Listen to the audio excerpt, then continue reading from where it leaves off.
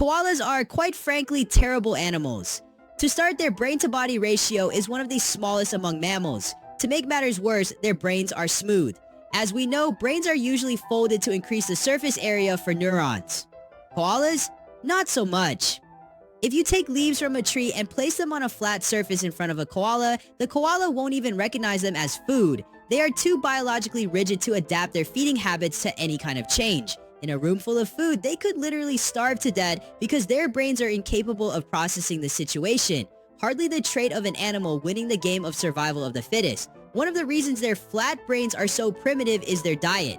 They eat eucalyptus leaves, which are not only toxic, the only thing they eat by the way, but also have almost zero nutritional value. They simply don't get enough energy from them to think. As a result, they sleep through more than 80% of their entire lives. When they aren't sleeping, all they do is eat, use the bathroom, and occasionally scream like little possessed demons. Since eucalyptus leaves are so low in nutrients, these cuddly bears have to ferment them in their guts for days.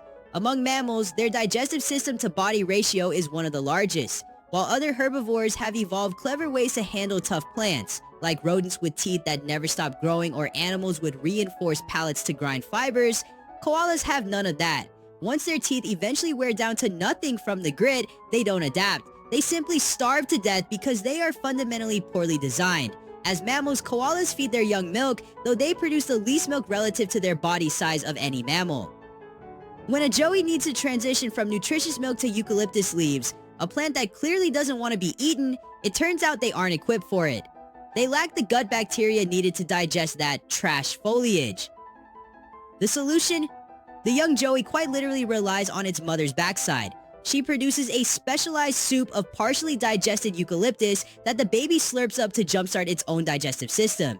It's as unappetizing as it sounds. Then there's the health issue. In some areas, the infection rate for certain diseases is 80% or higher. Because they have so little energy, their social interactions are often aggressive and disorganized. Males will frequently ignore whether a female is receptive, leading to constant chaotic scuffles in the trees. If a female tries to defend herself, the male might accidentally knock her and himself out of the tree. This brings us to the final fun fact about their brains. Koalas have an unusually high amount of cerebrospinal fluid in their heads. Why?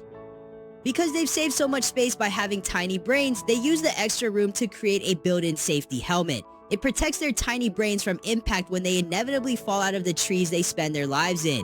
They are animals so remarkably slow-witted that evolution had to give them a literal cushion for their own incompetence. Honestly, I can't stand them.